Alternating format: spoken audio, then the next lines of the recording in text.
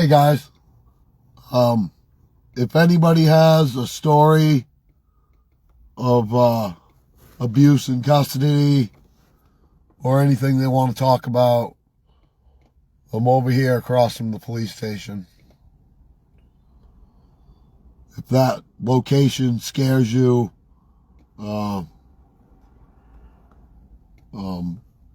post that you want to meet with me somewhere, anonymously if you want. I can do interviews where I don't show your face. I'm available quite a bit, even though I work a lot. Report Rescue 12 Elm Street, Apartment 19, for 89-year-old male having difficulty breathing. And that's ongoing. Anyway, the person who unalived themselves in Pittsburgh, I can't say enough how moving it was hearing that. I was terrified for that family as it happened, I believe in 74, 5-ish. I can't find his CMP commercial. He's in the line truck, up on the lines, recommending the antifreeze product. And I've looked and looked. It's not on YouTube that I can find. I remember they gave him a cassette, video cassette of it. And we all watched it together at the family's home. And we had a birthday cake for him, Mr. Antifreeze. And there were good memories.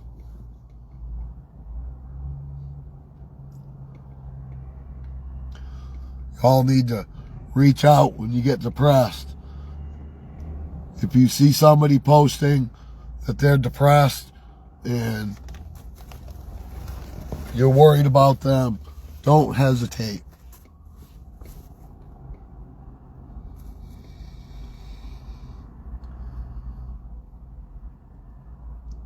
You could save a family from years of pain and anguish and guilt that they didn't reach out to them fast enough. We had no idea the problems that he was going through. Everything on the surface seemed fine. He had a good job working for CMP, Central Maine Power, for years, and had a 60s Corvette. Very nice. His 34 Ford 5-window coupe. His son owned it for a long time and drove it many times.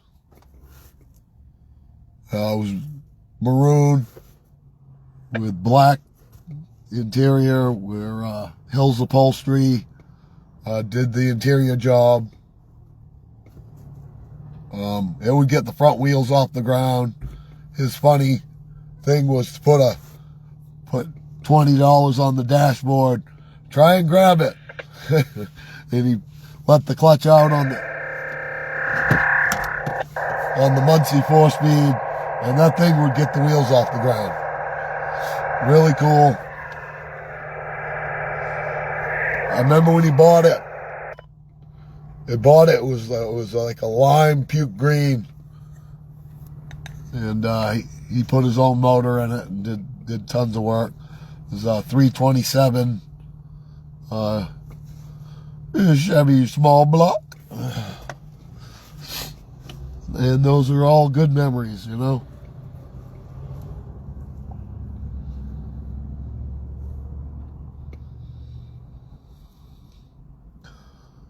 I've spent very little time with Steve since 2020.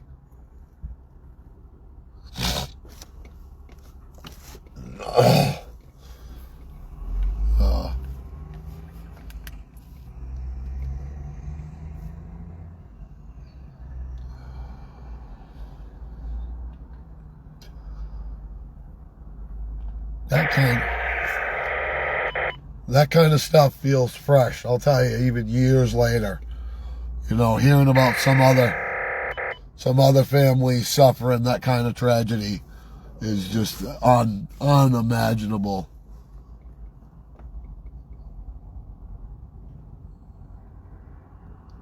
I'll never forget, Steve screamed so loud they had no voice for weeks.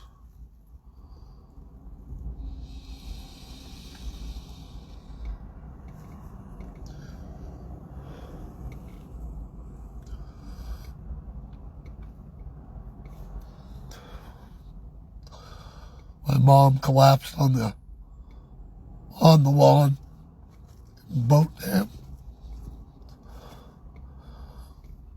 with Guy Wiles comforting her, who's passed away some 6 or 8 years ago. We always considered him our father.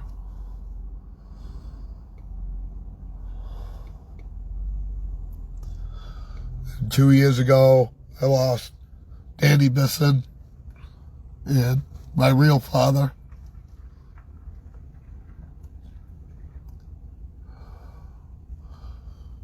But in the meantime, my daughter did a ancestry test, and we found I had a half-brother, Dwayne, out west, Kentucky. And when I made friends with him on Facebook, he built the same cars that I always did. Firebirds, lifted pickups.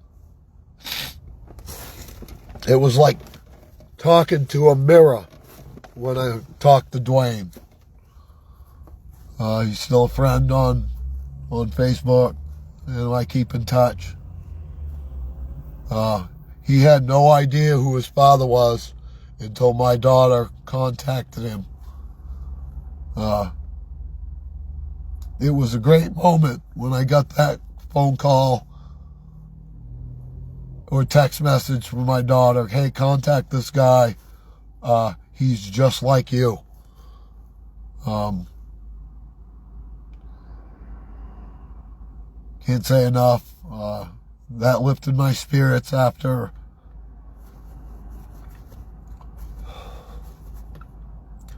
losing Danny Bisson. I painted his 69 Trans Am clone, I think in 2020.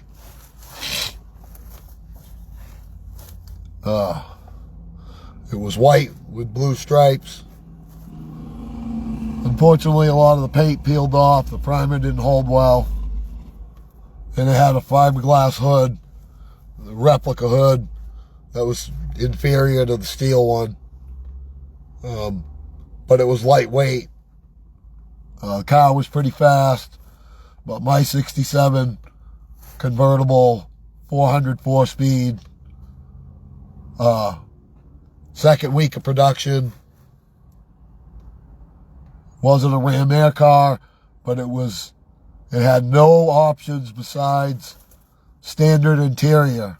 400 was the only option on the car, and a 4-speed. Posi rear end. It was a go fast machine the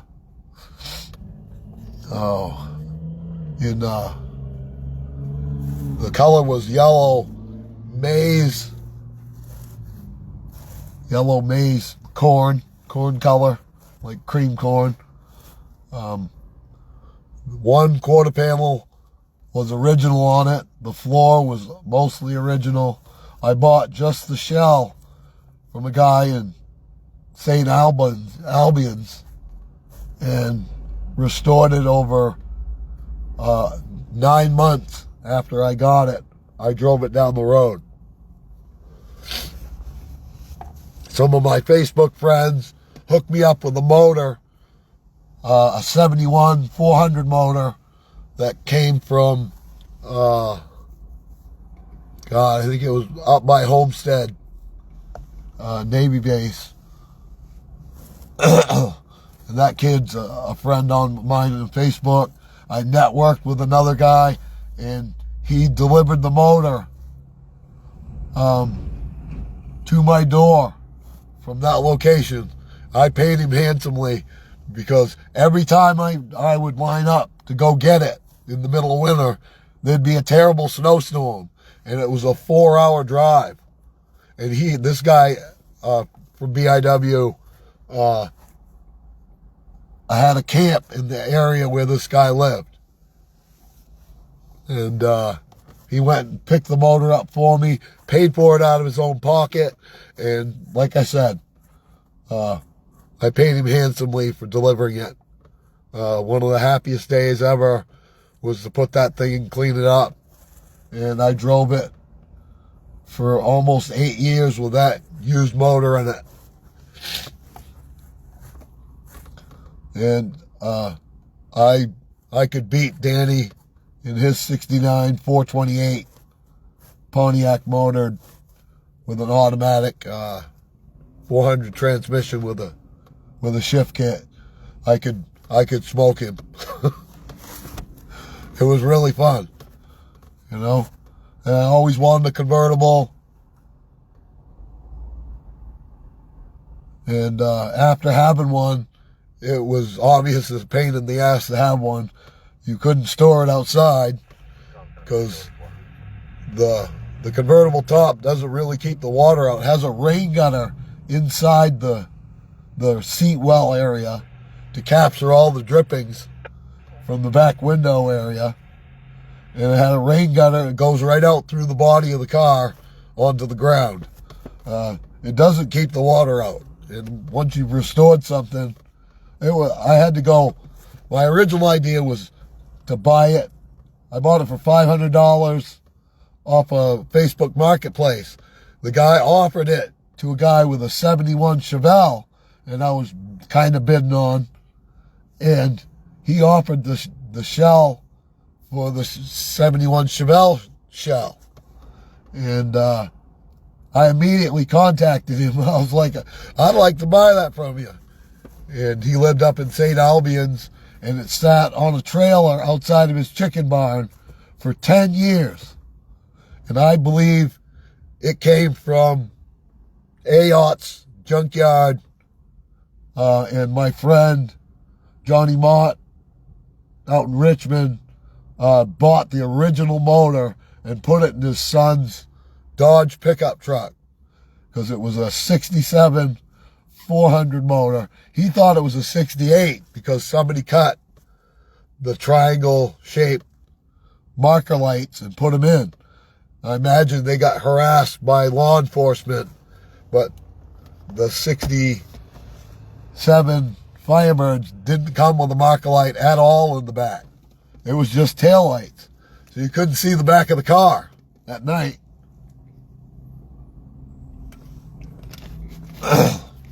Eventually, I was able to paint it when I got some new old stock front fenders for $350. High price to pay, but way better than the Chinese stamped steel ones. And that guy lived out in Oxford on snowmobile trail, right by an old sawmill. And the trail was so narrow, I had to use a 2-axle trailer to get. Well, what happened is I go to buy the fenders, and he goes, I got all kinds of parts and a car. And I'm like, no shit. And he's like, yeah, you can buy it for $50 if you want. My 68 Firebird that I just got rid of last year. Great story.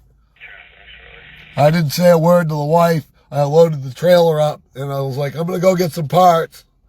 And she'd had a few drinks, and started contacting me. I was like, what the fuck's taking you so long?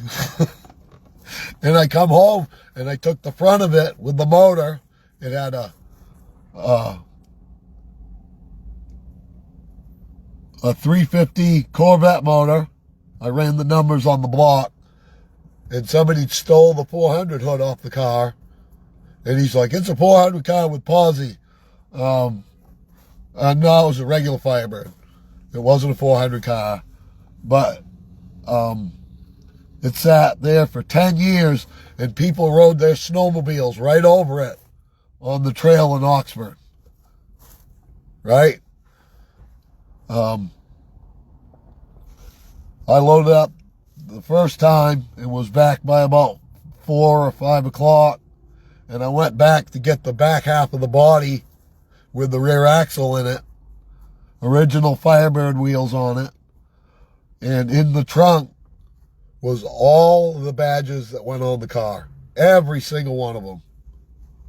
All the script word Firebird, everything was in there. So by buying this one purchase for $400, I had new old stock, perfect front fenders for my convertible. And the other ones weren't that bad that were on the car in the first place. So I put these all together and I restored the car to as original as I could make it. I think I put 33 pounds of weld wire in the car. But like I said, I drove it 9 months after I got it. I reassembled it, got the motor in it. I used the automatic transmission for a while because the gear ratio and the axle I had was appropriate. 273 rear gears. And eventually I bought a posi rear carrier and 373 rear gears. And I installed that myself to make it an original posi car with the slapper traction type bars, correct ear holes on the rear axle, correct axle housing for the car in the first place. You know, you didn't think it came with a rear axle, right? I dragged that out at AOTS and I popped the tire on my, it was wicked cold that day. I went up to AOTS and I got the rear axle out of another Firebird that was an automatic car, and I put it in a sled, and I thought I was going to have a heart attack dragging that thing out of there. It was a great story. Yeah, and recovering the last part of the body on the 68 car, it was dark by the time I got it loaded. And a giant owl was in the tree up there, hooting and tooting. And it was put chills up the back of your neck, like you were a mouse gonna get eaten by this thing. You know, that had so much bass in his hoot that it literally would go right up your spine and make the back of your shoulders would cringe like, oh, I gotta protect my neck. That was the biggest owl I think I've ever seen. And I got home about 9 o'clock with a hot car, and she's like, you got another car. Yep. I couldn't resist. $50.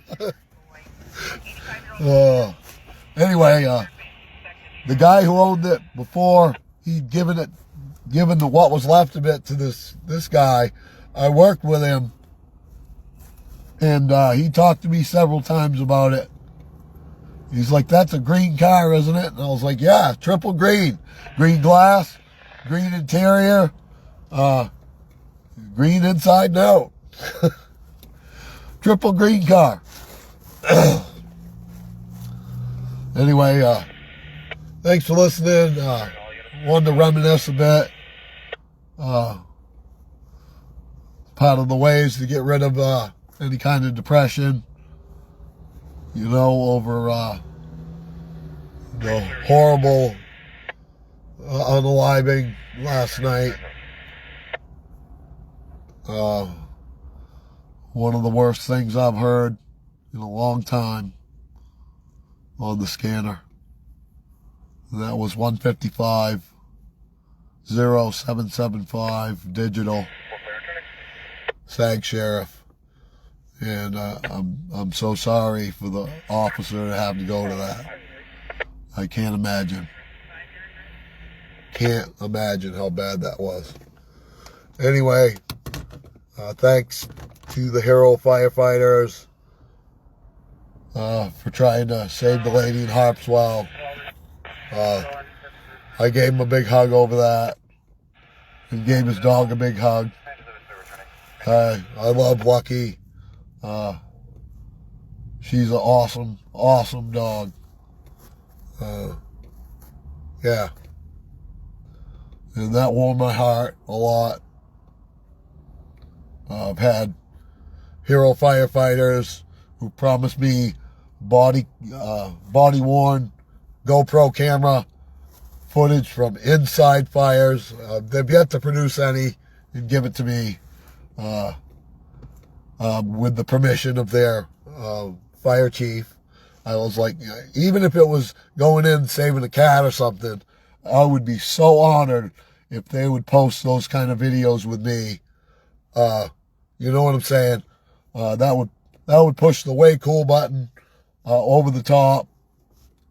I'm going to say his name because he's not a firefighter right now. Aaron was a firefighter in Woolwich. Really, really good guy.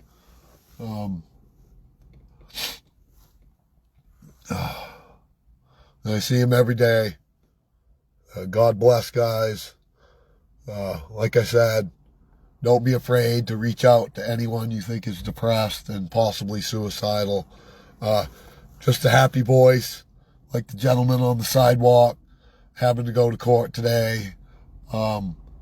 She didn't show, and the kid is in limbo, and that was why he was depressed and sitting on the corner. You know, you see somebody all drooped over like that, you know, God wants you to stop and stoop and help them up, right? He helped me, and I helped him. My first rubber ducky for my Jeep.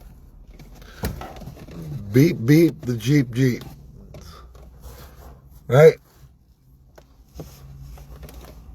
So yeah, it was mad heart all day yesterday. The crash victim, she was endearing.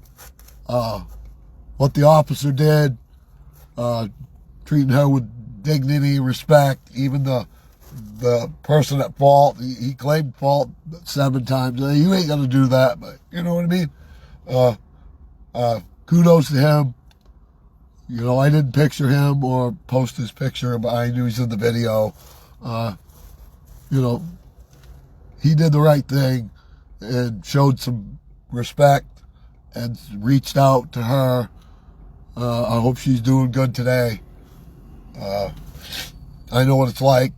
Days after our September 4th accident, right here on Pleasant Street where we got rear-ended, the girl hooked her foot in her flip-flops onto the fucking accelerator and hit us a ton. Moved my truck, my Silverado extended cab. It moved the whole truck 4 feet. And that took some of the blow off of our bodies. But I pressed on the brake pedal with my my right leg, and it was hurting. And then I came out and did my first all-night audit, September 11th, and they threw me out of the traffic stop down here, and I parked right here.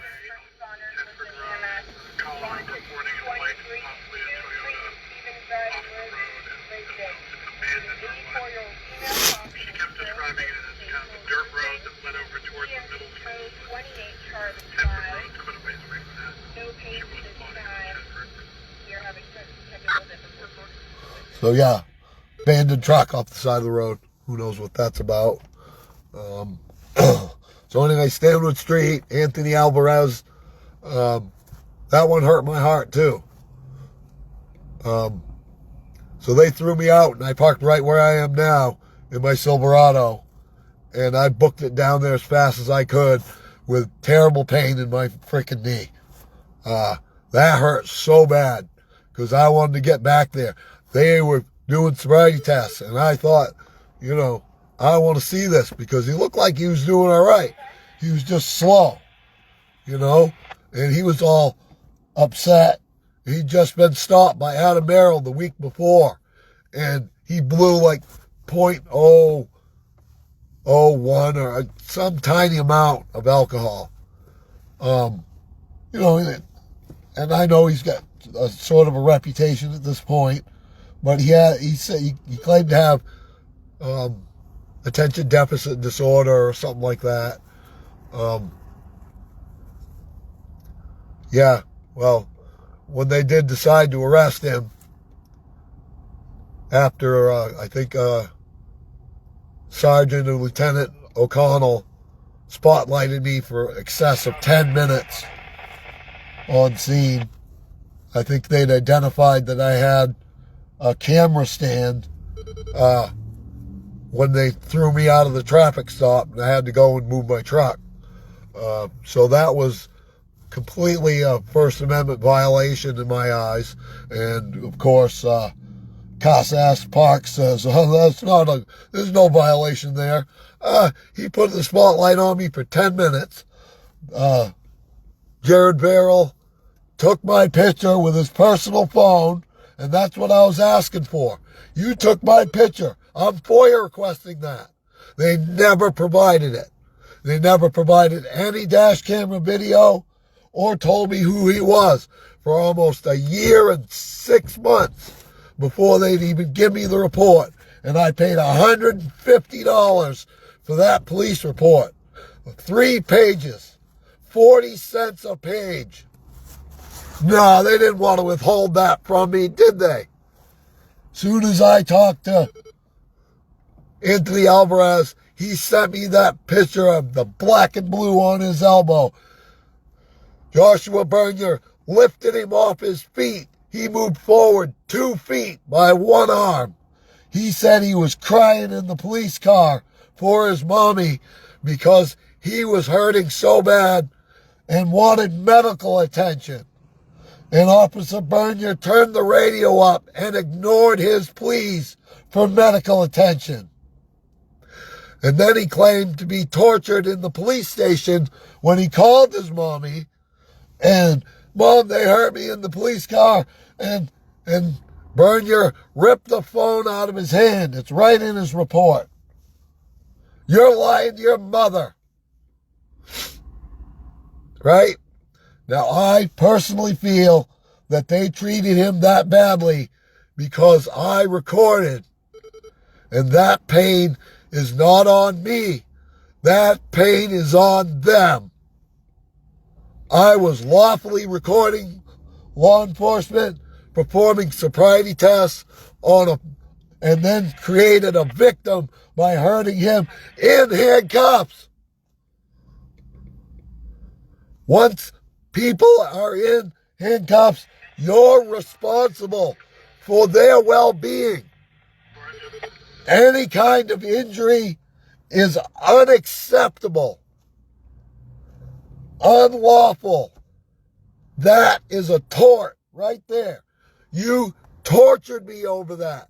I begged and pleaded with Chief Stewart for months. Tell me, give the guy my name and number. I want to talk to him. This hurts me. I want to know that he knows where to find the video. Right? Did they answer that? Did they tell him? Hell no. Nope. We've given it to the DA so that we don't have to provide you with shit. Huh. Sounds similar to a case right now, don't it? That way we can bury the misconduct and the officer can get a job somewhere else.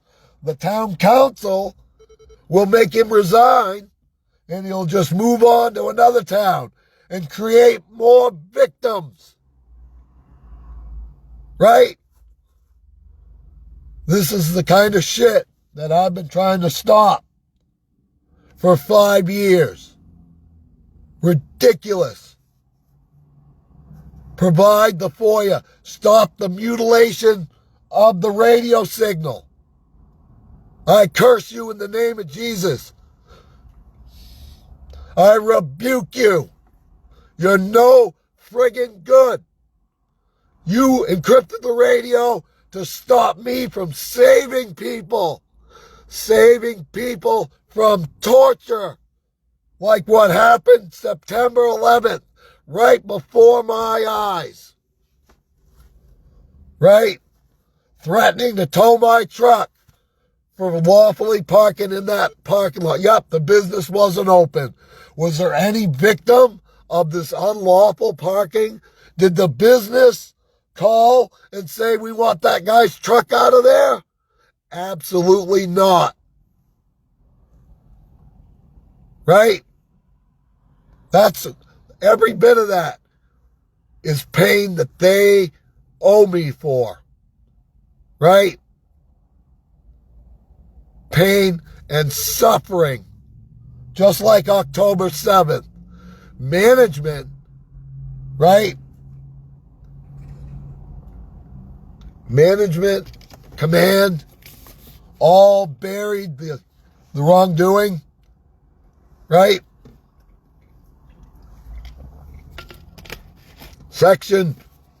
Title 18, Section 242, Color of Law, failure to allow a witness to report wrongdoing. Unfounded complaint with my picture of the officer, felony stance gun draw.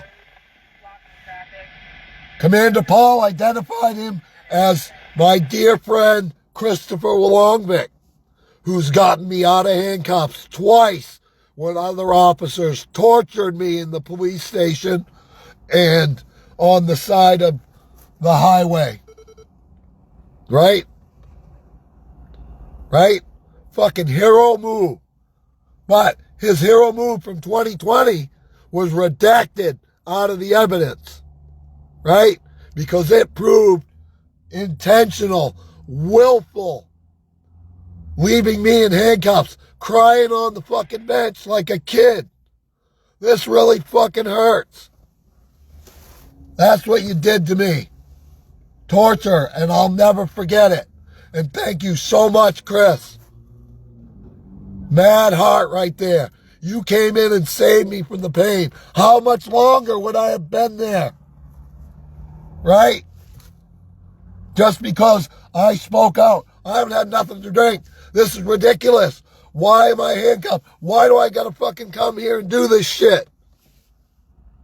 I'm an old man with bad legs. Leave me alone. Right?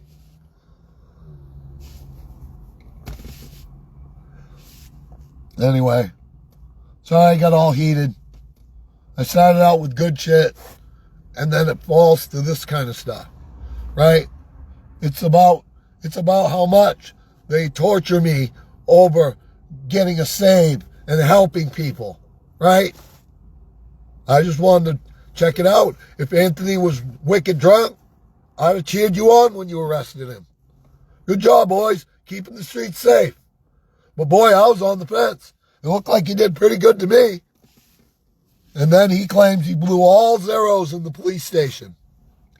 And you held him for 24 hours in the police station in Cumberland County or part of it here. Yeah. I got all of his texts, everything he said. You know, I asked him, you know, he even said, I don't know why that guy was so mad because you were over there filming and he took it out on me. That ain't me that did that. That's someone else. Right? That's like tort after tort. Right? Sent this all to the lawyers. My 128 megabyte thumb drive with all kinds of videos, pictures, people's expressing their displeasure over being hurt in the police station in handcuffs. All of that is in that lawyer's hands. Oh, we don't see anything wrong here. You lying bastards. Right? How much of that did the judge look at? Right? I'd like to question the judge. Right? Oh, would you read all the statements by Anthony Alvarez? Did you? What did they say? What did Anthony say happened to him? Right? I'm an advocate for people's rights. Right? I'm a witness to police misconduct. You yanked him by one arm. His feet are 2 feet off the ground in my picture. I got still photos. I sent them to the lawyers. Right? God damn it. Nope, dismissed. Nope, dismissed. Right? There were only 6 officers left in my 1983. You can Google my name and look at all of it. Right? They rejected filings, sent shit back to me. Incomprehensible, Mr. Cantrell. We don't understand. Well, I don't understand you. You speak legalese and Latin. Right? Speak legalese. The judge in the case is supposed to help me. Help me. Right? Threatening sanctions is not helping me, is it? If you file any more, we're going to stop all your filings, Mr. Cantrell. Huh? Yep, that's helping me. Not a single constitutional quote in any of the stuff from the judge. None. Right? Do you think they spent 60 hours reviewing my thumb drive from my phone? It's a copy of my entire phone from 2023 with all the witness statements, everything. Right? You think that, I bet they plugged that in the computer, looked at about 5 photos, and then shut it off. Didn't even look at the rest of it. What do you want to bet? What do you want to bet? That judge can't tell me anything about any of the stuff that I just talked about. Yet, Anthony Alvarez gave me all those statements. Right? Tortured him. Huh, sounds familiar, don't it?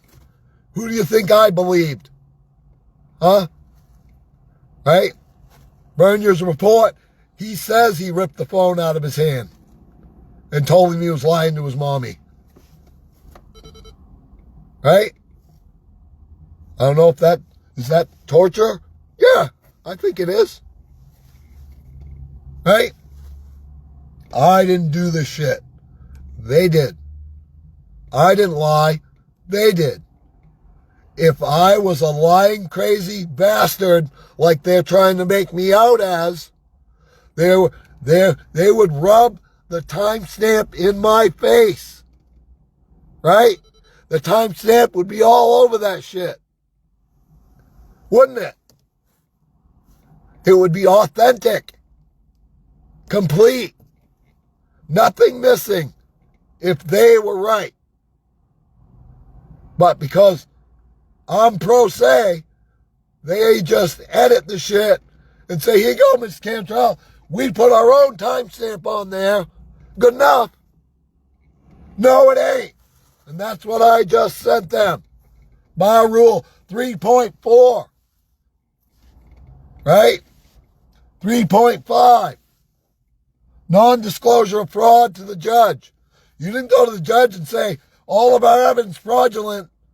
Just ignore that, judge. Well, they were having coffee somewhere in Portland, right? Sitting down, chuckling about this. Oh, this guy's pro se. We're gonna pick this up. They all friends, buddy boy. All bar members. Former civil rights attorney is the judge, right? You don't think they ain't friends with Drummond and Woodson and their giant pirate ship down in Portland? I bet they had lunch and dinner laughing their asses off. Oh, Mr. Cantrell, ha ha ha, wicked funny. He's advocating for all these people. You can't sue over someone else's pain. Well, what about the tort for myself, right? They tortured me over Anthony Alvarez. I begged and pleaded with the chief. Fucking tell him where I live. Give him my phone number. He did nothing. Right? Maxims of law.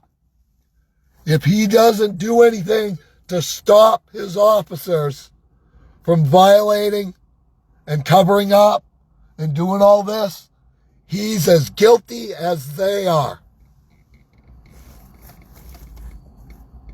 Right? He who doesn't stop the criminal activity is as if he did it himself. Right, Scott Stewart? Is that you in the window up there? Right? This is the torture that they performed on me. Just for knowing the truth. Right? Call me crazy in writing. In writing. Right? When I talked to the Attorney General in 2020, right after this happened, they were like, just get the video, Mr. Cantrell, and we'll investigate. They wouldn't give it to me for 2 years. And then when I contacted the Attorney General and I was like, hey, I got that video and it's edited as fuck. It's a pile of shit with no timestamp. And they're like, oh, it's too late. We're not going to help you. Huh. What do you think Chief Stewart told the Attorney General the first time? Huh? Oh, he's just a crazy liar. Right? He's always yelling and stuff and says stuff loudly. Can't help it. Just comes out. Right? I see somebody getting hurt. I'm going to say something. I don't care. I don't care if you come over and hurt me. Yeah. You put the boot to somebody in front of me, I'm going to flip out. Right? You treat people humanely and with dignity when they've done something wrong, I ain't going to say a word. Yep, okay, they did something wrong. Fucking OUI, doing the chocolate starfish. Right here on Pleasant Street, right around the corner. That guy crashed into a guardrail. Failed sobriety tests in a spectacular fashion. Good job getting him off the streets. But then again, he crashed. You didn't catch him. You know, if it weren't for the caller, he'd be driving away. Who knows what would happen, right? That's why patrolling without purpose is piracy, because you're out looking for money. You're not looking for to save anybody. You're looking for money, right? My friend Alex Dutton, or whatever his name is, yeah, Officer Day took his wallet out. You have just enough money to bail out. Took all his money out of his wallet. I didn't know that you were allowed to do that. Right? Just enough money. Right? The guy who got the construction workers behind the theater over there. What was that, 2023? Right? They asked him if he had money to bail himself out before they arrested him. I found that extremely interesting. Right? And of course they edited the beginning of the video there's no audio there because they probably said, oh, there's those scumbag construction workers. They're up to no good. Let's go over there and rip their car apart. Maybe we'll find something good.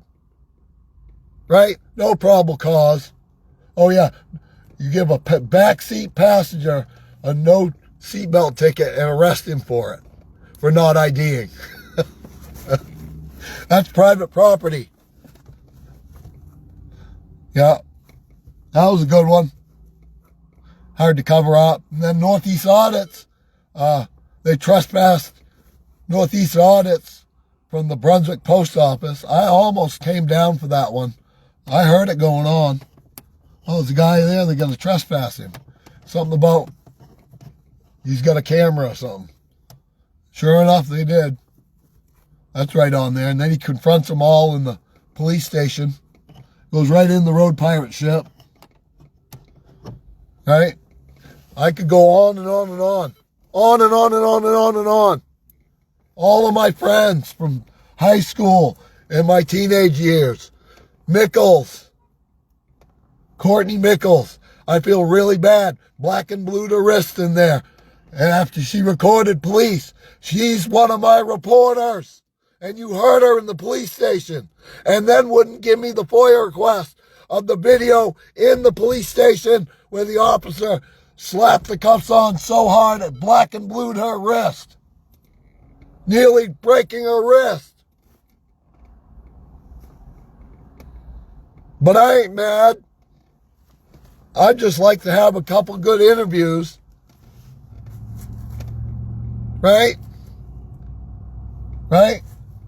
Instead of officers that run away, spotlight me, and refuse to identify, you know, all you had to do, I said it to Chief Stewart many times, is, hey, identify, shine one on for the department. I'm the best officer in Brunswick. So-and-so. I don't hurt anybody. I'm super cop. You know, I'd laugh and shit. That'd be funny. How many years of service? Good job, right? Matt Nickerson, right? Mad respect. When Larry Cunningham, they were reading him his rights. All I said was, why you're, you know, I don't see a victim. What crime did he commit? I was talking to my TV audience loud enough so they could hear, right? What crime did he commit? You're reading him his friggin' Miranda rights. You searched him 3 times. He didn't have anything. The driver had it. Connor Kuhnhart, he had what? Some kind of white powdery salt substance, right? Got him. Busted. Yep. What'd you stop him for? Sticker was out. From behind, at night, in the fog. Yeah, that's probable cause to stop him. Oh, yeah, I did the interview right at Rusty Lantern with him. I tried to catch him for about 3 days looking for his Monte Carlo. I pulled into 7-Eleven. He took right off like I was a cop or something. I was like, no, I just want to talk to you. Then I got out of work one time, and he was right at Rusty Lantern. That was awesome. Right? Did the interview. Yeah, he's skinny. It's obvious that, you know, he's in trouble with drugs. His people contacted me, and he's like, I don't know why you're trying to save that guy. And I'm like, you know, let the chips fall where they may. If they do a good job, so be it, right? You're getting those poisons off the street. I don't have a problem with that. Why would I? Right?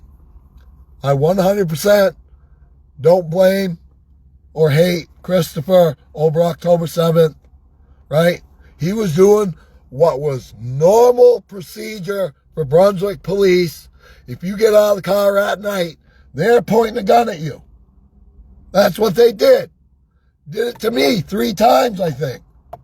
1994, Pleasant Street, stopped for speeding. I got out with my wallet, license, registration in hand like Florida. Just got here from Florida. right? And I believe that was Commander Paul, drew on me, told me to get back in the vehicle. I mean, you know, that was what I had to do in Florida. Same old routine. I didn't mean to scare him, right? That was the first time I was drawn on by Brunswick PD. It was years later before I was drawn on again, right? January 17th, Sills Ave, stopped by Patrick Scott. I have the incident report, traffic stop. And he said I was belligerent and aggressive. I was like, it's just a headlight. I just want to go home. I'll fix it. Right? He walks away, and I'm like, well, I'll get out and fix it right now. I pop the hood, step around front. It popped when I turned my lights on when I was leaving work. And, yeah, can't make it home 3 miles with a light bulb out without getting stopped by Brunswick police to see if I'm drunk because it's at night. Yep, what a treat. What a treat. I went out and got my first dash camera the next day after that gun draw. That will never happen again.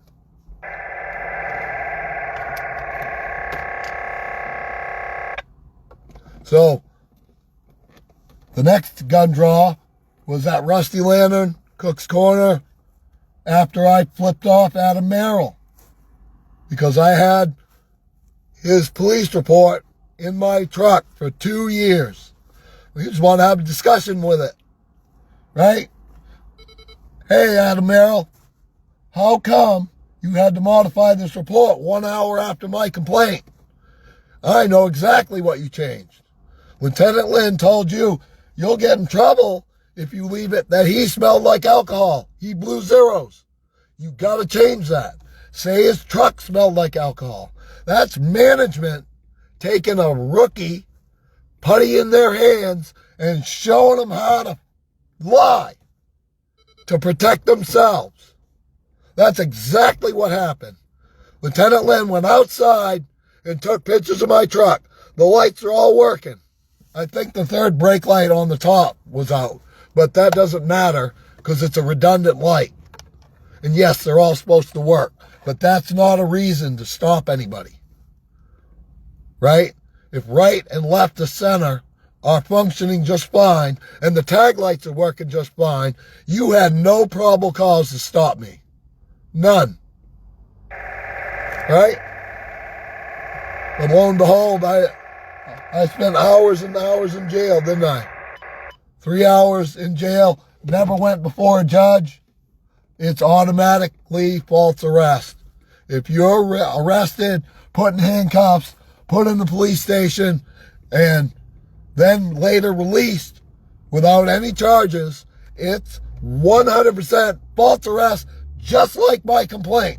Never answered sustained complaint. Never answered my sustained complaint. Huh. You know why? Because a sustained complaint is an easy win in court. They removed just enough that my lawyer said, there's no way we can win this with the amount of stuff they've removed from your stuff. You can't win, Mr. Cantrell. Right? You could pay $5,000 for me to take this to court. But with the missing items that prove they intentionally left you in handcuffs, Christopher Wallongvik's hero move to get me out of cuffs, right? That proved they knew and were knowingly violating my rights for 17 minutes. Because he said, guys, it's been way too long. You have to uncuff him.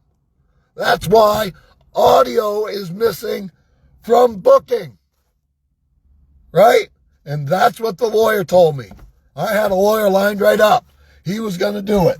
$5,000, but you can't win, Mr. Cantrell. It's not worth doing. You can't win because of the information they removed. The mutilation of the reports is just enough that you can't win. He's like, I'd like to see his original report from 4:16 or 18 a.m. before you went in and made the complaint, right? That's what the lawyer said. Man, boy, if we could see that one, we could figure out what he changed, and then we'd have a good case to prove that they knowingly mutilated the records to cover up misconduct. But without that, right, I've applied for that 4 times.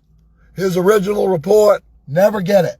It's always the 6:30 a.m. complaint, 1 hour after my handwritten complaint of false arrest. Damn right it's false arrest. Never saw a judge. He's in handcuffs. In custody. Almost 3 hours. Right? And then the evil wrecker service, Gus Higgins, he got up to take my money so I could get my truck out of Hawk, or otherwise it'll be Monday morning before you can get it. Right? Right? All of that. Him and Scott Stewart standing in the office, and I looked them both right in the eye. Can I drive home with that teeny tiny tag light out? Or are you going to arrest me on the way home? Oh, we wouldn't do that. Because I was afraid I'd filed my complaint too quickly. Right? Coming back over here mad as a hornet. And I filed that and revealed that I had CCTV camera video of my truck leaving the yard with the lights working. Right? So all they got to do is lie on the report. And my complaint's fucking useless. Right? And sure enough, what'd they do? They lied on the report.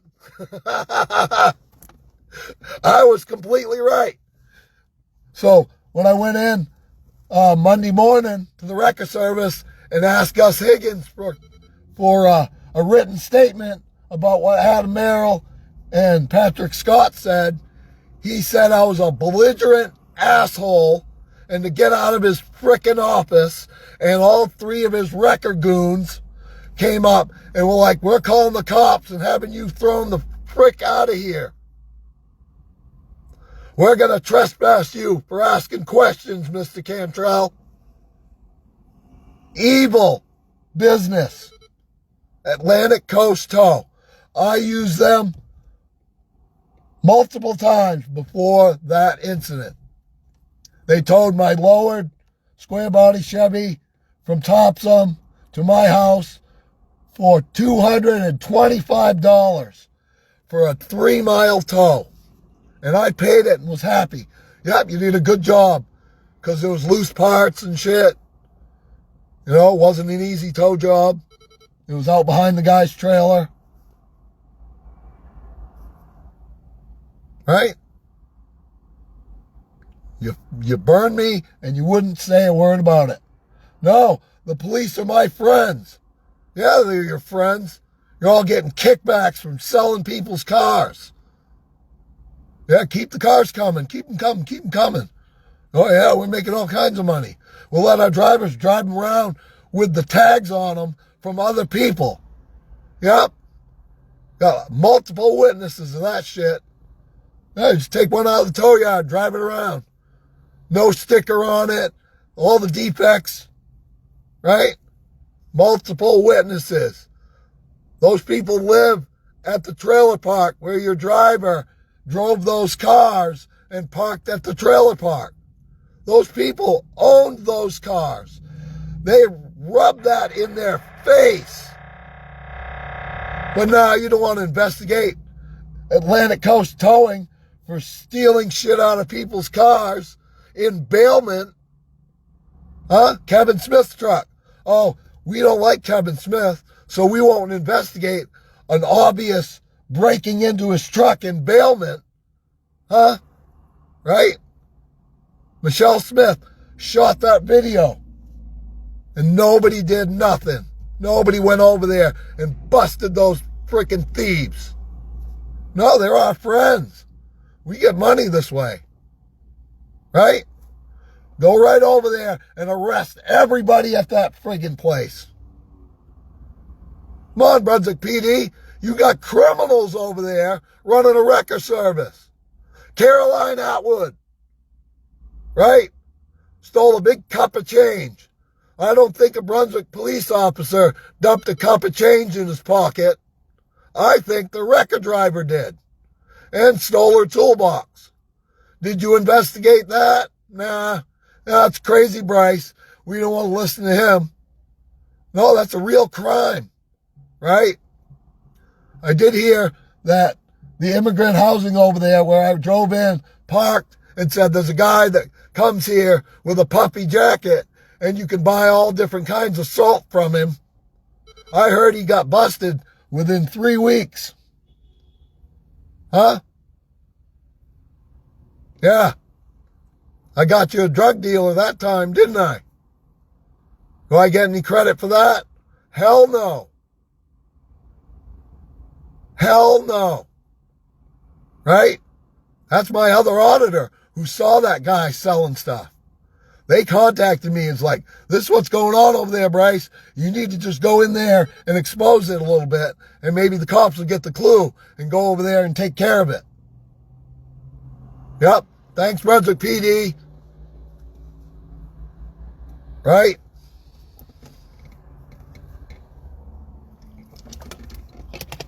Should I go on? Or are you going to honor me and tell your lawyers to fucking get me some good, 100% accurate, timestamp information, videos, complete without edits, of Officer Day going 110 on 295, doing a U-turn, nearly crashing people? Right? Oh, no, we don't want to give him that. We don't want to give him what Officer Day was saying in his patrol car on his way over there, because he was cursing me and wanting to beat the shit out of me, wasn't he? That's what he said in his patrol car. That's why there's no audio. You lying fucks. Right? Nope, we're going summary judgment. March 9th. March 9th. Spam call, sorry. Anyway, thanks for watching. Eminem, Brian Keenan. Should I talk about yours? Huh? You did your sobriety test on a 30-degree angle hill. An elderly person with poor health who hadn't drank anything at all. Designated driver arrested. And Jared Barrell told all the passengers, he hates me. Hates me for filming. That's what he told them at the Brian Keenan arrest. Arrested for OUI, blew all zeros. Yeah. Sobriety test on a steep hill right there. What is that, Spring Street? Where it goes over the railroad tracks at the lumberyard. Right? And then I went to Zoom court with him because I was a witness. And Joshua Bernier said, he's going to post this. He's going to go live. We're going to cut this off and we'll have to reschedule the Zoom court. We went to the Bath Library where I did an audit, and then I waited for him, and we set up in one of the conference rooms so that I could be a witness to the Zoom court and explain what I thought happened, and that officers of Brunswick, Maine Police Force said they hate my guts for exercising my rights. Right?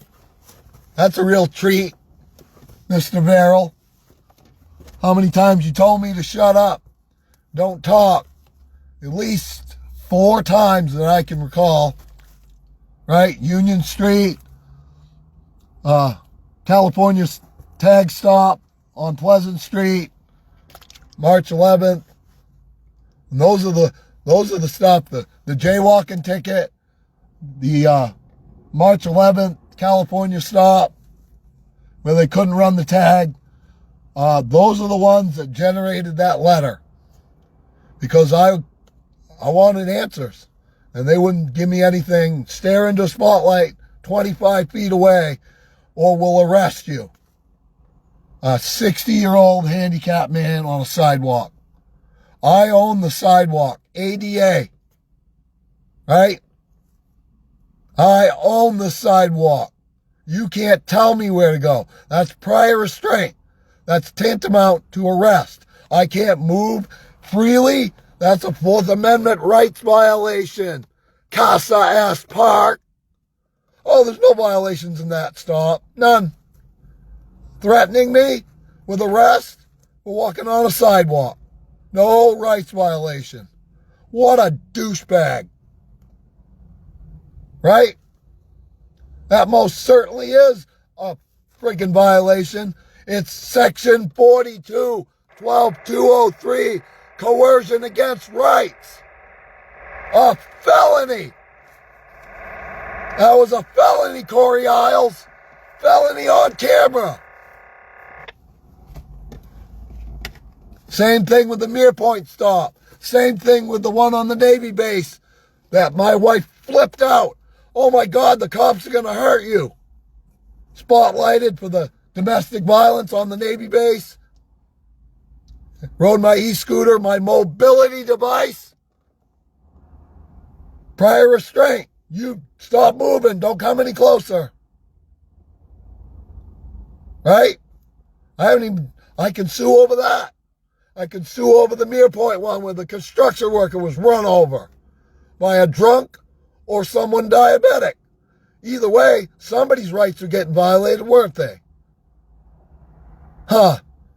You get nothing. FOIA requested it. What, you ain't done mutilating the friggin' record yet? I'm not wrong about any of this shit. Your lawyers are just carving me up and handing me to the judge in little bits and pieces and won't admit the fraud. The obvious. Any kid with a color crayon can see you friggin' covered faces October 7th. The officers' faces. Not even the victim. The sickness is rising in you. I feel the evil. I'm shaking the sand from my shoes. Right? I asked to arrest that officer, who I know who it is, but I don't want to say his name, Saturday, after being deputized by Hunter at Taste of Maine, on camera. Bryce, I want to deputize you. You're a constitutional guy. Here's a badge. You're deputized. Yep, just like in the old movies, right? We need a posse to stop rights violations. Here, we'll deputize Mr. Cantrell. He does a good job. Me and Hunter have been on 3 or 4 of them. Filmed him at 3 at least. The car crash out in Woolwich. Or, no, it was,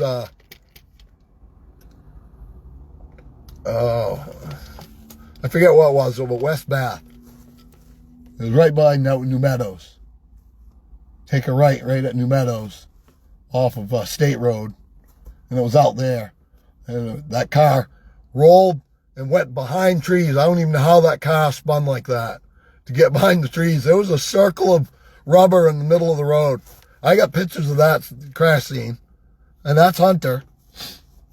And he knew who I was.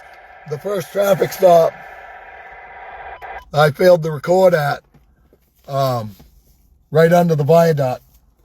I got out and I forgot to go live. And I walked around the corner and it's like, hey, Bryce. Hunter's the shit. He's damn good. Damn good. And there goes some pirates on patrol. They're going to go violate some rights. No big deal. Fill the city's coffers with somebody's money for no crime committed. Statutes and codes are not crimes. No sticker and you write them a giant ticket. There's no crime there. There's no victim. State can't be the victim. The police can't be a victim. But oh, we're going to take your money. What is that? Oh yes, piracy ashore. U.S. code 1661. Thanks, Rubber Ducky. Yeah, that was some mad heart. I'm so sad that he was unable to stop the problems with his kid, and his ex didn't show up to court. That's pretty sad. Now he's separated from his kid and he can't see it. And that's why he was depressed, sitting on Main Street. Yep. And Jesus made me stoop, stop, and pick him up. And I gave him a giant freaking hug. He hugged me back. Yeah, way to go. What's right is right. You do the right thing. Oh, thanks for watching, Will. Right? March 9th, jaywalking ticket. That was Victoria Elizabeth. Driving with no license, get milk for a kid. Yeah. Big crime there, huh? Let's impound that car and take it away from a family. So they have no wheels and are walking over a statute that doesn't mean anything. Oh, but we got some money out of it. Fill the city's coffers with money. Torture the citizenry. Right? You should have let her drive that home and said, get that taken care of. It was like 1 block from home. I gave her a ride home. I gave her a ride home. It was like 1 block around the corner. There you go. Yeah. You evil person. You went and bought milk for your kid.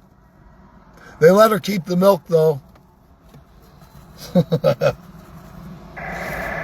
right, I better stop. My voice is gone, all the shit.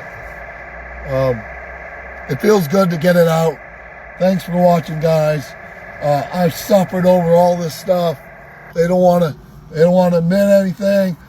I got 118 FOIA requests out there, and I got like 8 police reports and 8 videos, and they're all mutilated. And that's what I was confronting Lieutenant Lynn about, was the Andrew Fitzpatrick report, where Judy Bean told me, Commander Paul redacted you right out of the report. You're not even mentioned. I don't know why you want this. Right? That's the question for Lieutenant Lynn. That's why she ran from me. I think 6 times she ran at a dead run to get away from me because I wanted to ask her about that. How come? How come? Was it worth it? You left town and fled. Right? I went to the police station and Lieutenant Dolce, I think he's sergeant now, no disrespect. He's always been right. He's always helped me. He's been friendly. Dolce and Cabana, all cop drama. I wrote it in a song. Anyway, here I am. I'm going on and ranting like a crazy fool. No, the truth is pouring out of me. The pain and the truth for what you've concealed. Mutilated documents, mutilated radio communications to stop me from saving people. I'm a hero for citizens' rights who's trying to save people from wrongful arrest. And you're mutilating the radio transmission to suppress me from saving people. What kind of dark people are you? Black hearts, black cars, black tint, black rims. Right? That was Macy's first song, black tint, black rims. Right? Now it's cheat codes over Nathan Day. Right? I got these papers. I want to show them to you. Don't put Sam into handcuffs like that.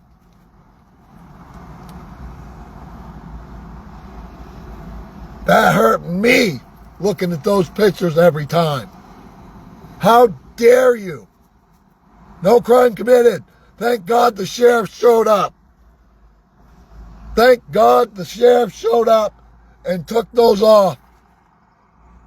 Mr. Day, you got to take those handcuffs off. There's no crime here. Why is he in handcuffs? 8 minutes in handcuffs. Handcuffs are a torture device invented in 504 AD to torture slaves. How do you think a black man feels being tortured for no crime committed? He didn't even file a complaint because he didn't want to have retaliation on his family. But it didn't stop it, did it? Right? Officer Day stole their automobile last year. Right? A perfectly safe $5,000 automobile stolen. Oh, but his sticker was out. Yeah, well, he got in a car accident. Right? Somebody hit his car in the parking lot and it wouldn't pass for a sticker. Broke the exhaust a little bit. It was a little bit leaking out of the flex pipe. Right? Perfectly safe car to lug his 2 kids around with my daughter. Nope, we're going to impound that. The exhaust is dragging on the road, and that's a crime. You committed a crime dragging a muffler. Sparks are going everywhere. Yeah? My daughter's got pictures. Nothing hanging out of the car. At least until they took it to the inspection yard. Somebody at Atlantic Coast put a big pry bar in there and ripped the exhaust down so it was dragging like Officer Day wrote on the ticket. Muffler dragging. Oh, you better break that off for me so we can steal their automobile while in bailment. Right? Is their stealing, thieving record driver guy, is he driving their car around? Or did he sell it for cash? I'm sure you guys know you're all friends. Oh, we wouldn't investigate anything like that. It's just organized crime. Organized crime happening in our town. Record service stealing from all the people. No, we don't want to look at that. And now they hired a new guy who pee-pee touched some kids. That's real nice. And they fired the good driver because he got in an accident when the brakes failed on their frickin' wrecker. Fired him because their wrecker broke. What a pile of shit. Right? Brunswick police should go over there and investigate the shit out of that fucking place. Right? Where's the detective going over there? Oh, yeah, that's right. Oh, yeah. You were all friends with the owner. I seen it on Facebook. I looked up all his friends on the Facebook page. Guess who's on there? Bum, bum. Yep. Those friends lists are a mother butter. All right, I better stop. I'm getting all worked up. Oh. All right, I gotta cut off. I'm losing my voice. Love you all, guys. And Eminem.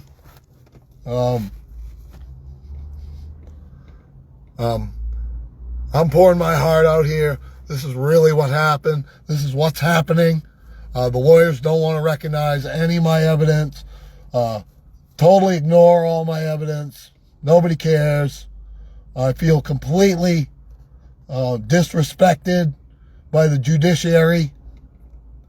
That's part of why I went over to the criminal courthouse over there in West Bath with their highfalutin metal detector violating every single citizen's rights to freedom of movement, unlawful search and seizure, and no firearms permitted, so that the judge can take your money unlawfully and commit treason in the courtroom, and there's nothing you can do about it. Right? How good would that judge be if everybody came in with an AR-15 slug over their shoulder, right? Or a pistol on their hip and a piece of rope, right? Just waiting for him to commit treason. He'd be reading from the Constitution left and right. That's all you'd hear come out of his mouth. Boy, oh boy, would we have some justice. Nope, sorry, officer. We can't do that. It violates their rights. Yep, everything goes smooth as silk. Everybody be walking out of there with their money in their pocket. Right? I'm right. I'm 100% right. Everything. Lewiston judge, he committed treason in open court. I said, get the rope. Right? They laughed that all off. Shut up, Mr. Cantrell. Oh, First Amendment violation. Right? And if you didn't pay the fine before court, we're going to charge you for $500 for this. Oh, guess what that is? Title 18, Section 42, 12203, coercion against rights in open court. That's two on camera in the courtroom. That's treason. And when I sent public notice of treason to Lewiston Court, it was rejected. So the clerk who murdered my straw man, the judge who committed capital murder, because I said, I'm a living person. This is my all caps straw man. And you're going to drown him in the waters of the court. Because this is maritime admiralty law. You got the war flag right behind you. Right? Goldfinch flag is admiralty maritime law. He's like, nope, it's administrative law. Same thing. Same exact thing. Right? So he committed treason in open court, capital murder of my straw man. They failure to produce the death certificate that I asked for all caps name Bryce Cantrell, because you're going to murder him in court and plunder his estate. And that's exactly what they did. $152. Capital murder and plunder the estate. That's just treason. No big deal. Right? After I told them, he went by my house, Mr. Day, lights and siren for a regular traffic stop, to goat me to come out and film. I was in my Fourth Amendment peace in my house, and he went by lights and siren. I have that on CCTV camera. And then I went and filmed him for about 6 or 8 minutes, right? And then on the way home, he chased me down the road, and I ducked into Hubby Lane and did a quick turnaround, so I wasn't behind having him behind me. Pulled in my driveway, got ready for work, left to go to work, and he pulled me over. Right? He was laying in wait right up the road so that he could plunder me and write me a $152 light bulb out ticket when I had a light bulb in my Jeep. Right? Then he comes to my window, demands that I give him a driver's license. I don't have to give him shit. There's no crime here, and he's got emergency lights on. Felony. For what purpose? Oh, to steal from you. Oh, so you wanted to punish me is this to punish me? That's what I asked him. This is to punish me, isn't it? You're punishing me for exercising my rights. Yep, that's what he was doing, and he wasn't going to ask me again. That's what he said. I'm not going to ask again. Same thing he said when he assaulted me on the side of the highway. Well, actually in the private lot, on foot, under common law, where he put me in handcuffs for no crime committed. No crime. A statute is not a crime. Even a misdemeanor committed in the presence of the officer is not reason to put somebody in handcuffs. And nor is an ID or a period ID is bullshit. He knew my name. He said it on the scanner. But that's not included in the evidence provided by YNS Casas Park.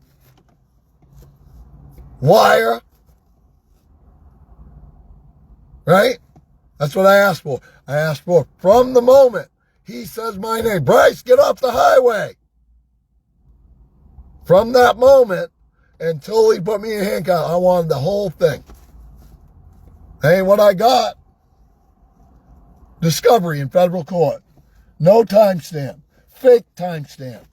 Oh, there's a blue taskbar on the bottom with some numbers running in it. Bullshit. That's not Motorola camera info. It's not WatchGuard camera system information. It's bullshit.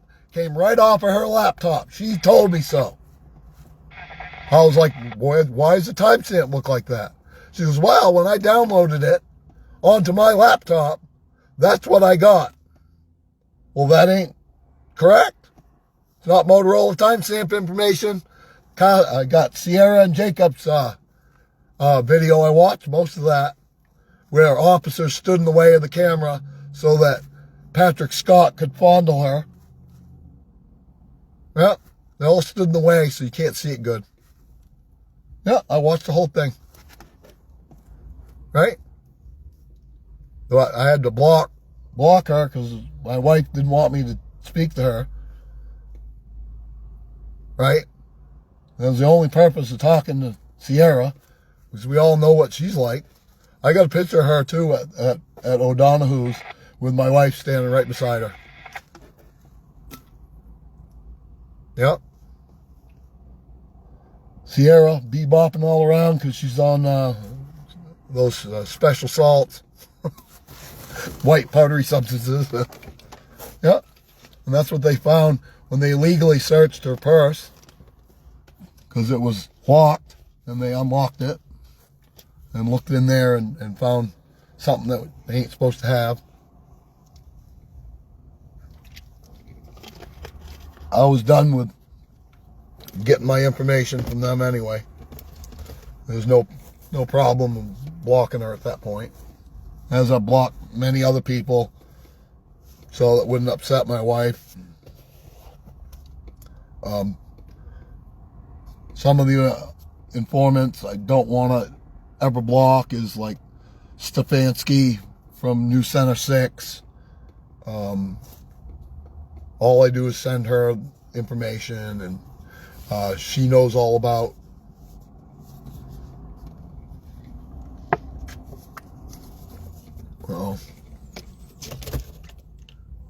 Uh-oh, they're coming over.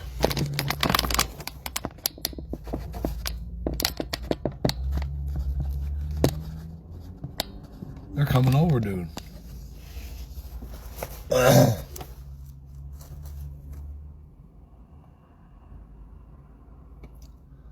They are coming over. Is this a welfare check? Hey. Hey, hero. How's it going, Bryce? I wanted to introduce you to Hadley. He's been with us for a little bit. I'll let him introduce himself. Oh, yeah. how you doing? I'm good. I'm just going to hang out with him. Yeah. Love you, man. You've saved me from handcuffs twice, and I'm mad crazy about that. Okay, well, that's good to hear. He's a good guy. He is. I know he is. He didn't do anything that other officers were doing back when that happened. He's a good man. So, Mr. Cantrell, so I'm the mental health liaison for the Brunswick Police Department. Oh, okay. I don't need it. Yeah, well, that's okay. But Okay. I just felt like, you know what? I wanted to meet Filming you. police is what made me feel better. Yeah, well, that I understand that. Right. I just want to, introduce myself. Okay. I mean, I am aware. So this is like a welfare check? Well, I guess. Some mad love? No, it's. Look, I'm 67. Right. I've done this a long time. I am aware that I think you're kind of living in this guy right now because of some stuff, and that's just a hard place. So, just want to make sure that we know each other, and I'm going to give you my card if I could be helpful. Right. Because I get it.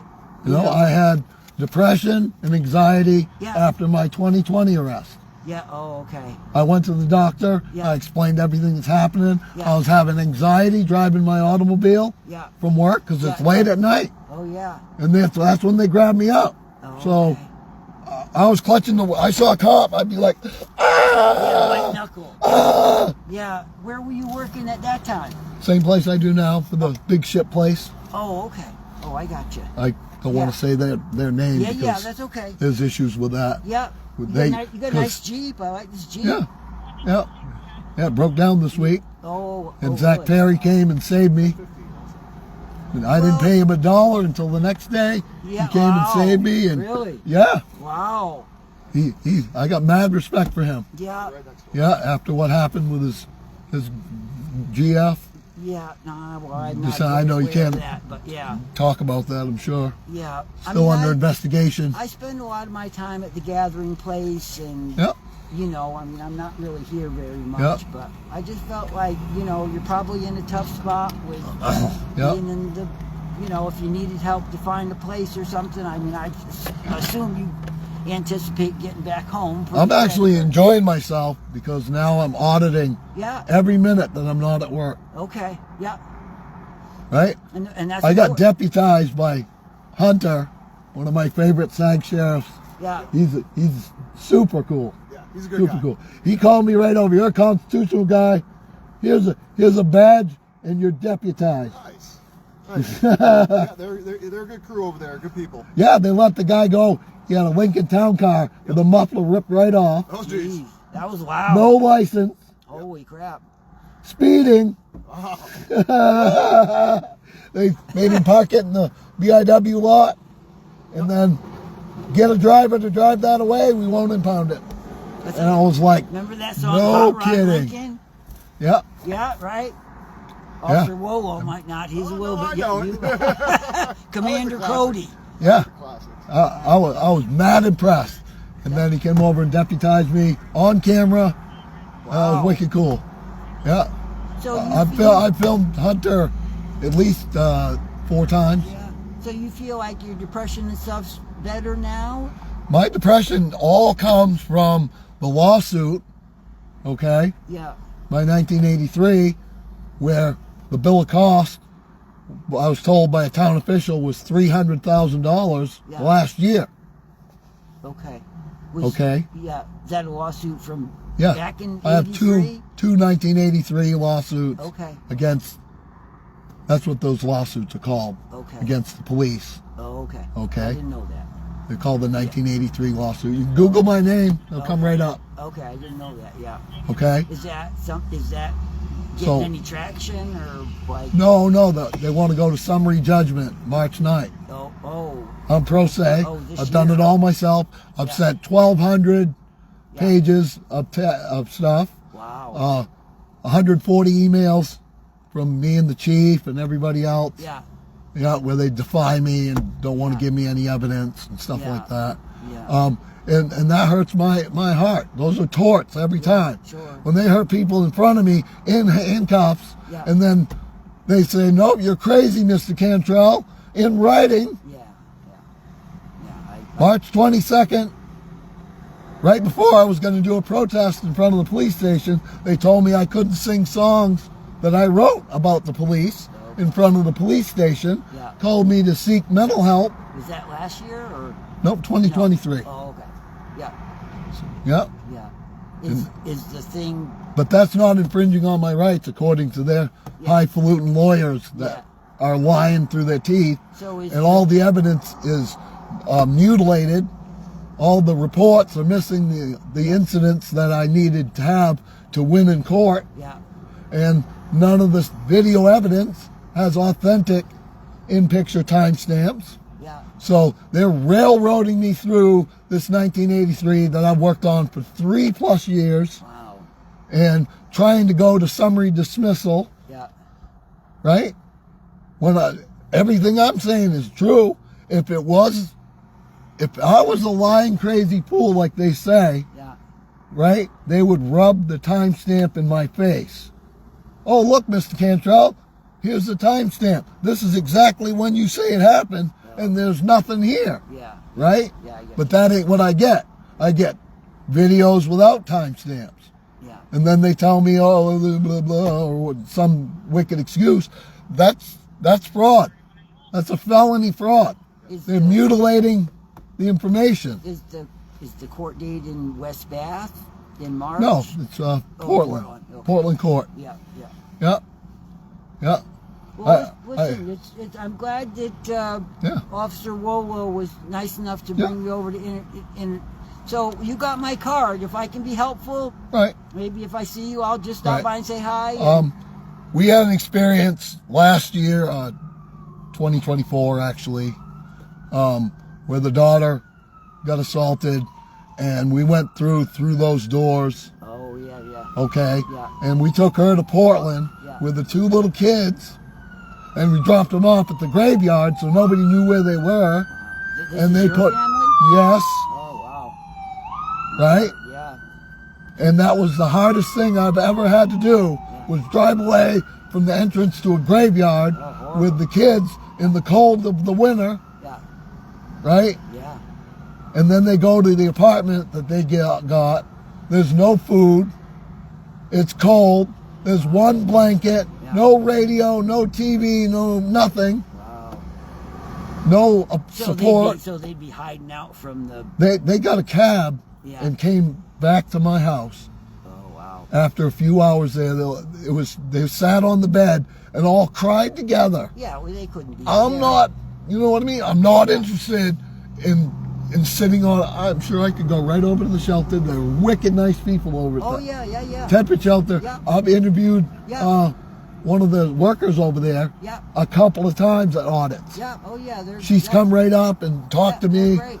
Yeah. They are awesome. Yep. They got Right? the warming center there. Friends. Now. Yep. Oh yeah. I hear, a lot of people collapse, and guy had frostbite a couple weeks ago. Yeah, it's rough out all there. of that stuff, Yeah. I hear all that. I know what's going on. Yeah. Well, look, if I can be helpful. Sure. Okay. Appreciate it. Nice to meet you. Yep. Thank you. Yeah. Nice to meet you. Okay, thank you. Bryce, you be safe, okay? I will. Thanks.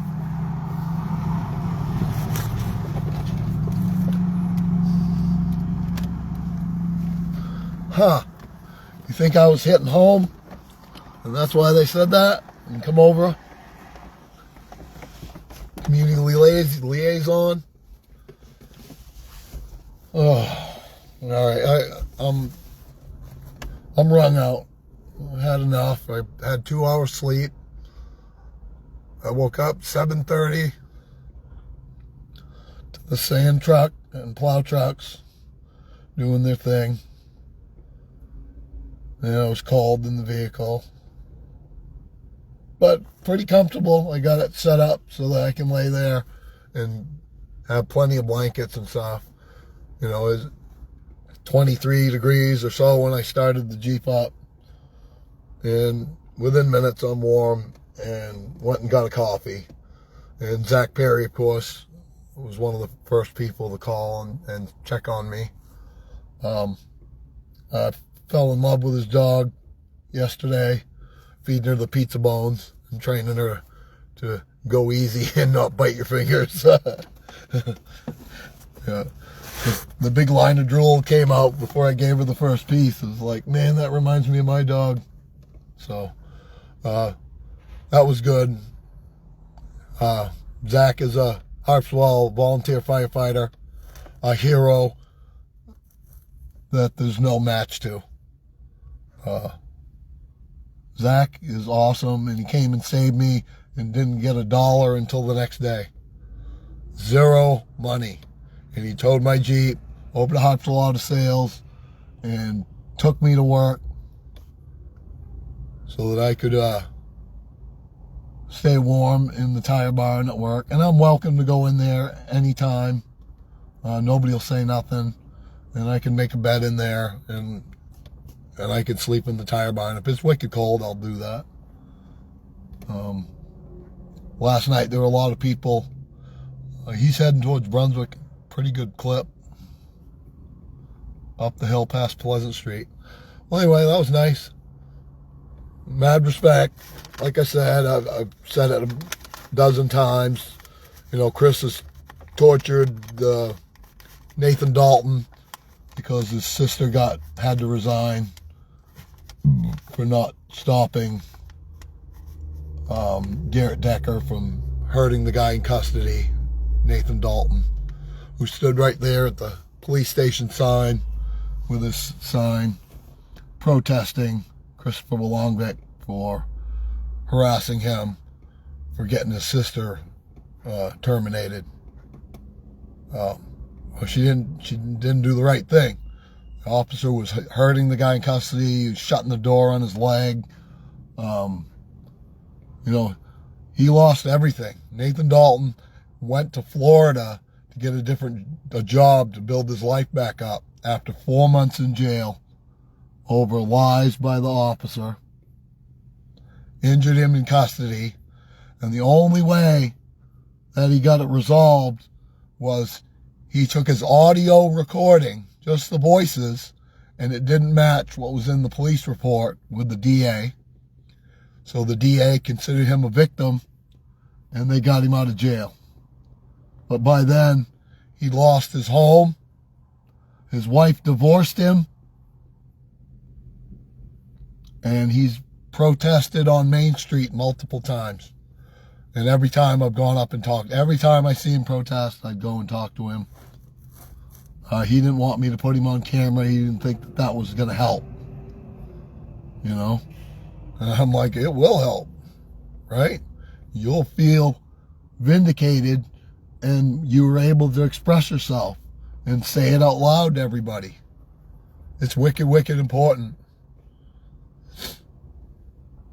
Anyway, guys, I'm pouring it out here, and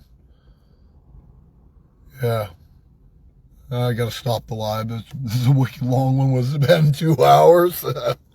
Thanks for watching, guys. Appreciate it, Brucey. I haven't seen you in a while.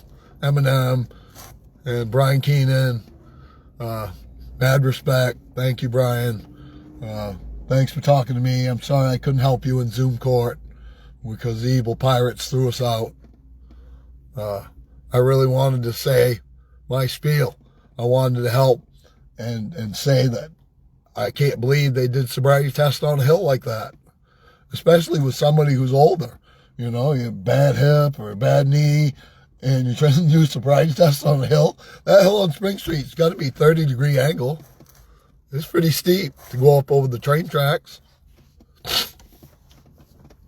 And will cost, I think the funniest one was when you were at O'Donoghue's. We just left, and the cops came and swarmed, and you flipped him off.